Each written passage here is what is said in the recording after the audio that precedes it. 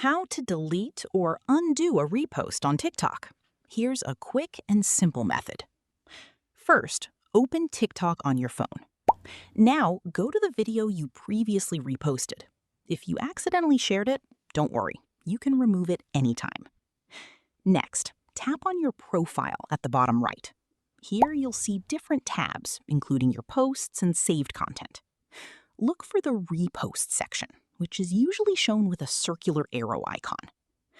Tap on it, and you'll see all the videos you've reposted. Open the video you want to remove. Now, tap the Share icon and select Delete Repost. Confirm it, and the repost will be instantly deleted from your profile. You can refresh your profile, and the video will no longer appear in your reposts list. And that's it.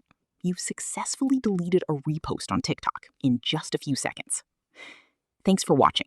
If this helped, make sure to like the video and subscribe for more quick iPhone and Snapchat tutorials.